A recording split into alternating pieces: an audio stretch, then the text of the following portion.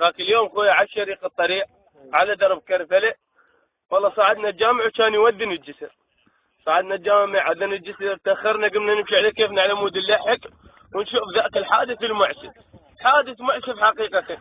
اللاند جلوب مقروزي، ركبنا على اللاند جلوب المقروزي لقينا الجامع طافر من البشر. ايش بيها اللاند جلوب المقروزي؟ بيها الوتر قنبايم.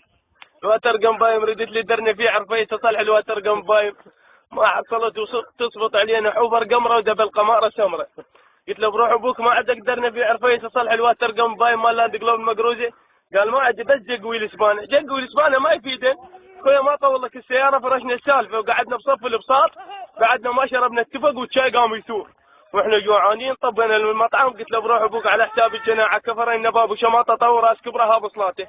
والله طانا كفر نباب وشماطه طور راس كبرها بصلاته. كنا واحنا جوعانين شبعانين، رحت على البيت ادق بالباب، منعولت الوالدين فك الباب، التلفق عضه يريد يحلقني، قالت الفرخ على النار وجدري بكذا. فك الباب، فكت الباب خويا، طبيت وانا شبعان جوعان، دا اسوي لي التجوع اخويا، وترجعني بخلاص ضربة شبيب وانا طقه وشرفته وانام. سلامتك.